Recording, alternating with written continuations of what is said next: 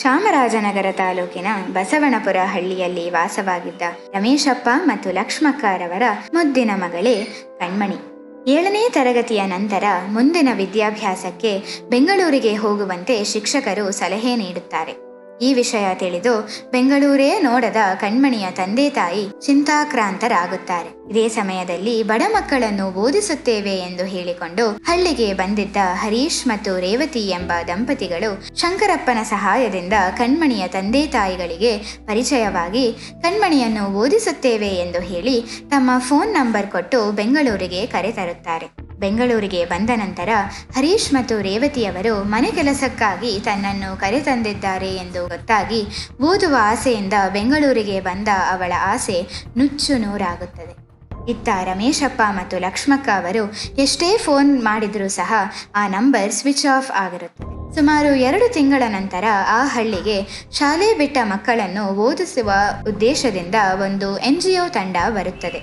ಅವರ ಬಳಿ ತನ್ನ ನೋವನ್ನು ರಮೇಶಪ್ಪ ಮತ್ತು ಲಕ್ಷ್ಮಕ್ಕ ಅವರು ಹೇಳಿಕೊಳ್ಳುತ್ತಾರೆ. ಆ NGO ತಂಡದ ಸಹಾಯದಿಂದ ಬೆಂಗಳೂರಿಗೆ ಬಂದು ಪೊಲೀಸ್ ಕಂಪ್ಲೇಂಟ್ ಕೊಡ್ತಾರೆ. ನಂತರ ಪೊಲೀಸ್ನವರು ಆ ನಂಬರ್ ಸಹಾಯದಿಂದ ರೇವತಿ ಮತ್ತು ಹರೀಶ್ ರವರ ಮನೆ ವಿಳಾಸವನ್ನು ಪತ್ತೆ ಹಚ್ಚಿ ಅವರ ಮನೆಗೆ ಹೋಗುತ್ತಾರೆ.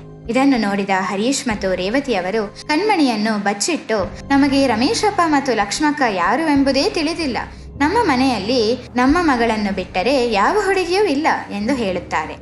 ಈ ವಿಚಾರವಾಗಿ ನ್ಯಾಯಾಲಯದಲ್ಲಿ ಕೇಸ್ ದಾಖಲಾಗುತ್ತದೆ. ನ್ಯಾಯಾಲಯದಲ್ಲಾಗುವ ವಿಚಾರಣೆಯನ್ನು ನೀವೇ ನೋಡಿ. ಜೂನ್ 14, 2025 ಶನಿವಾರ ಮಿಸ್ಟರ್ ಹರೀಶ್ ಮತ್ತು ರೇವತಿಯವರು ಚಾಮರಾಜನಗರದ ಬಸವನಪುರ ಗ್ರಾಮಕ್ಕೆ ಹೋಗಿದ್ದರು ಅನ್ನೋದಕ್ಕೆ ಅವರ ಮೊಬೈಲ್ ಲೊಕೇಶನ್ನೇ ಬಹಳ ದೊಡ್ಡ ಸಾಕ್ಷಿ. ಇದೇ ಮೊದಲನೆಯ ಸಾಕ್ಷಿಯಾಗಿ. ಪಾಯಿಂಟ್ ನಂಬರ್ 2, ಈಗ 2ನೇ ಸಾಕ್ಷಿಯಾಗಿ ಶಂಕರಪ್ಪರವರನ್ನ ಕಟ್ಕಟೆಗೆ ಕರೆಸಲು ಇಚ್ಛಿಸುತ್ತೇನೆ. ಪ್ರೊಸೀಡ್. ನಾನು ಸತ್ಯವನ್ನೇ ಹೇಳುತ್ತೇನೆ. ನಾನು ಸತ್ಯವನ್ನೇ ಹೇಳುತ್ತೇನೆ. ಸತ್ಯವನ್ನು ಬಿಟ್ಟು ಬೇರೇನೂ ಹೇಳುವುದಿಲ್ಲ. ಸತ್ಯವನ್ನು ಬಿಟ್ಟು ಬೇರೆ ಏನು ಹೇಳುವುದಿಲ್ಲ. ಶಂಕರಪ್ಪ, ನೀವು ಹರೀಶ್ ಮತ್ತು ರೇವತಿಯನ್ನು ನೋಡಿದ್ದೀರಾ? ಹೌದು ಮೇಡಮ್, ಅವರೇ ಕರ್ಕೊಂಡು ಹೋಗಿದ್ದು. Point to be noted your honour. Thank you ಶಂಕರಪ್ಪನವರೇ, ನೀವಿನ್ನೂ ಹೊರಡಬಹುದು. ಇನ್ನು 3ನೇ ಬಹಳ ಮುಖ್ಯ ಸಾಕ್ಷಿಯಾಗಿ ಹರೀಶ್ ಮತ್ತು ರೇವತಿ ಅವರನ್ನ ಕಟ್ಕಟೆಗೆ ಕರೆಸಲು ಇಚ್ಛಿಸುತ್ತೇನೆ. ಪ್ರೊಸೀಡ್. ನಾನು ಸತ್ಯವನ್ನೇ ಹೇಳುತ್ತೇನೆ. ನಾನು ಸತ್ಯವನ್ನೇ ಹೇಳುತ್ತೇನೆ. ಸತ್ಯವನ್ನು ಬಿಟ್ಟು ಬೇರೇನೂ ಹೇಳುವುದಿಲ್ಲ. ಸತ್ಯವನ್ನು ಬಿಟ್ಟು ಬೇರೆ ಏನೂ ಹೇಳುವುದಿಲ್ಲ. ಹರೀಶ್ ಮತ್ತು ರೇವತಿ ಅವರೇ, 9900099145 ಇದು ನಿಮ್ಮದೇ ನಂಬರ್ ಅಲ್ವಾ? ಹೌದು ಮೇಡಮ್. ಆದರೆ 1 ತಿಂಗಳು ಮುಂಚೆ ನನ್ನ ಮೊಬೈಲ್ ಕಳೆದೋಗಿತ್ತು, ಅದಕ್ಕೆ ಆ ನಂಬರ್ನ ಬ್ಲಾಕ್ ಮಾಡಿಸಿದ್ವಿ. Point to be noted your honour. Objection, Your Honor. Objection overruled. Advocate Amsika, you can proceed. Thank you your honour.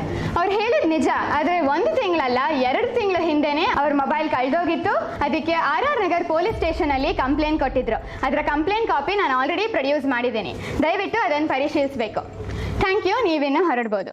Your honour, ಈ ಎಲ್ಲ ಸಾಕ್ಷಿಗಳನ್ನು ಗಮನಿಸಿದಾಗ ನಮಗೆ ಸ್ಪಷ್ಟವಾಗಿ ಗೊತ್ತಾಗ್ತಿದೆ ಹರೀಶ್ ಮತ್ತು ರೇವತಿಯವರು ಕಣ್ಮಣಿಯನ್ನ ಬೆಂಗಳೂರಿಗೆ ಕರ್ಕೊಂಡು ಹೋಗಿ ಅವಳಿಗೆ ಏನೋ ಮಾಡಿದ್ದಾರೆ ಅಂತ. ನ್ಯಾಯಾಲಯದ ಕಡೆಯಿಂದ ತನಿಖೆಯಾಗಬೇಕು. ಏನೂ ಗೊತ್ತಿಲ್ಲದೆ ಇರೋ ರಮೇಶಪ್ಪ ಮತ್ತು ಲಕ್ಷ್ಮಕ್ಕಂಗೆ ನ್ಯಾಯ ಸಿಗಬೇಕು ಮತ್ತು ಕಾಣೆಯಾಗಿರುವ ಕಣ್ಮಣಿ ಎಲ್ಲಿದ್ದಾಳೆ ಎಂದು ಗೊತ್ತಾಗಬೇಕು. ಯುವರ್ ಆನರ್, ತಂದೆ ತಾಯಿ ಬದುಕಿರುವಾಗಲೇ ಯಾವುದೇ ಲಿಖಿತ ದಾಖಲೆ ಇಲ್ಲದೆ ಬಡ ಮಕ್ಕಳನ್ನು ಬೋಧಿಸ್ತೇವೆ ಎಂದು ಆಸೆ ತೋರಿಸಿ ಈ ರೀತಿ ಮೋಸ ಮಾಡಿರುವಂತಹ ಆರೋಪಿಗಳಾದ ಹರೀಶ್ ಮತ್ತು ರೇವತಿ ಅವರನ್ನು ತನಿಖೆಗೆ ಒಳಪಡಿಸಬೇಕೆಂದು ನಿಮ್ಮಲ್ಲಿ ಕಳಕಳಿಯಾಗಿ ಕೇಳಿಕೊಳ್ಳುತ್ತೇನೆ. That's all my lord. ಈ ವಿಷಯಕ್ಕೆ ಡಿಫೆನ್ಸ್ ಕಡೆಯಿಂದ ಏನು ಹೇಳ್ತೀರಾ? Thank you my lord. ಇಷ್ಟೊತ್ತು ಅಡ್ವೊಕೇಟ್ ಹಂಸಿಕಾ ಅವರು ನನ್ನ ಕಕ್ಷಿದಾರರ ವಿರುದ್ಧ ತುಂಬ ಚೆನ್ನಾಗಿ ಕಟ್ಟುಕತೆಯನ್ನು ಹೇಳಿದ್ದಾರೆ. ಆ್ಯಕ್ಚುಲಿ ಏನಾಯಿತು ಅಂತ ಹೇಳ್ತೀನಿ. ಜೂನ್ 14, 2025 ನನ್ನ ಕಕ್ಷಿದಾರರು ಚಾಮರಾಜನಗರ ತಾಲೂಕು ಬಸವನಪುರಕ್ಕೆ ಹೋಗಿದ್ದು ನಿಜ.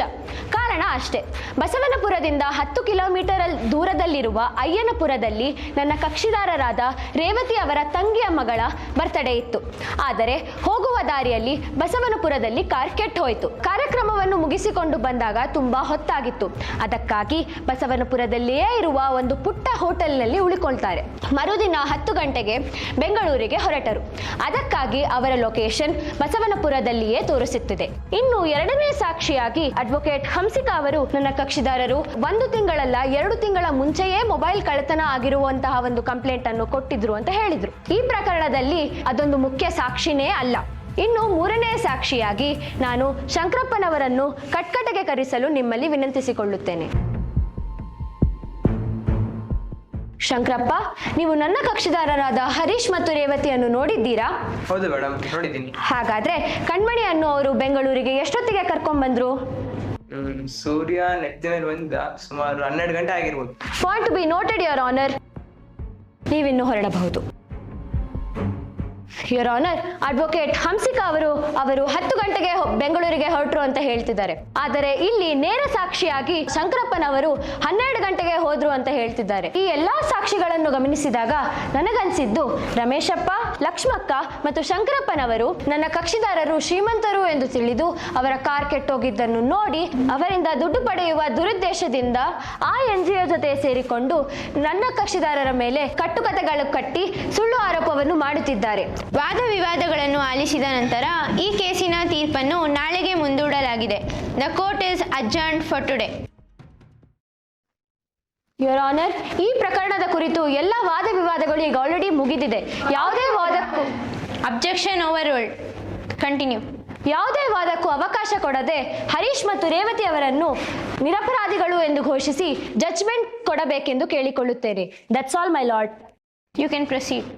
Thank you my lord. ಇನ್ನೀಗ ಒಂದು ಬಹಳ ಮುಖ್ಯ ಸಾಕ್ಷಿ ಹರೀಶ್ ಮತ್ತು ರೇವತಿ ಅವರ ಮಗಳಾದ ಸಾನ್ವೀರವರನ್ನು ಮತ್ತು ನಾವಿಷ್ಟೊತ್ತು ಮಾತಾಡ್ತಾ ಇರೋ ಕಾಣೆಯಾದ ಕಣ್ಮಣಿಯರವರನ್ನು ಕಟ್ಕಟೆಗೆ ಕರೆಸಲು ಇಚ್ಛಿಸುತ್ತೇನೆ. ಪ್ರೊಸೀಡ್. ಸಾನ್ವಿ,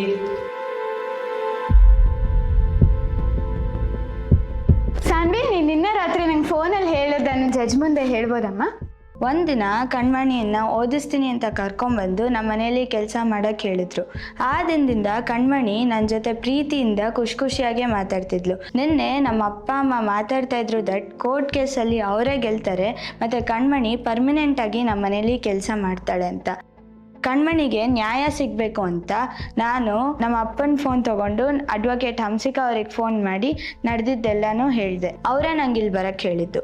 ಸಾನ್ವಿ, ಒಂದು ಮುಗ್ಧ ಹುಡುಗಿಗೆ ಅನ್ಯಾಯ ಆಗಬಾರ್ದು ಅನ್ನೋ ಉದ್ದೇಶದಿಂದ ಸ್ವಂತ ತಂದೆ ತಾಯಿರ ವಿರುದ್ಧ ಹೋಗಿ ಈ ರೀತಿ ಸಾಕ್ಷಿ ಹೇಳಿರುವ ನೀನು ಈ ಸಮಾಜಕ್ಕೆ ದೊಡ್ಡ ಮಾದರಿ. ಯುವರ್ ಆನರ್, ಈ ಪ್ರಕರಣಕ್ಕೆ ಸಾನ್ವಿಗಿಂತ ಮತ್ತೊಂದು ಸಾಕ್ಷಿಯ ಅವಶ್ಯಕತೆ ಇಲ್ಲ ಎಂದು ಭಾವಿಸ್ತೀನಿ. ಇಲ್ಲಿ fundamental right against exploitation article number 23 ಮತ್ತು 24ರ ಸ್ಪಷ್ಟ ಉಲ್ಲಂಘನೆ ಆಗಿದೆ. ಅಷ್ಟೇ ಅಲ್ಲದೆ ಆರ್ಟಿಕಲ್ ನಂಬರ್ 21(a) ಮಕ್ಕಳ ಉಚಿತ ಮತ್ತು ಕಡ್ಡಾಯ ಶಿಕ್ಷಣ ಆಕ್ಟ್ 2009ರ ವಯೋಲೇಷನ್ ಕೂಡ ಆಗಿದೆ. ಆದ್ದರಿಂದ ಹರೀಶ್ ಮತ್ತು ರೇವತಿ ಅವರನ್ನು ಘನ ನ್ಯಾಯಾಲಯವು ಕಠಿಣ ಶಿಕ್ಷೆಯನ್ನು ವಿಧಿಸಬೇಕೆಂದು ಕೇಳಿಕೊಳ್ಳುತ್ತೇನೆ. That's all my lord. ವಾದ ವಿವಾದಗಳನ್ನು ಆಲಿಸಿದ ನಂತರ ನ್ಯಾಯಾಲಯವು ಈ ಕೆಳಕಂಡಂತೆ ತೀರ್ಮಾನಗಳನ್ನು ಕೈಗೊಳ್ಳುತ್ತಿದೆ. ಹರೀಶ್ ಮತ್ತು ರೇವತಿ ದಂಪತಿಯವರಿಗೆ ನ್ಯಾಯಾಲಯವು 3 ವರ್ಷಗಳ ಕಠಿಣ ಶಿಕ್ಷೆ ಮತ್ತು 1 ಲಕ್ಷ ರೂಪಾಯಿಗಳ ದಂಡವನ್ನು ವಿಧಿಸುತ್ತದೆ. ಕಣ್ಮಣಿಯವರಿಗೆ ಅನ್ಯಾಯವಾಗಬಾರದೆಂದು ಸತ್ಯ ಹೇಳಿದ ಸಾನ್ವಿಯವರನ್ನು ನ್ಯಾಯಾಲಯವು ಪ್ರಶಂಸಿಸುತ್ತದೆ.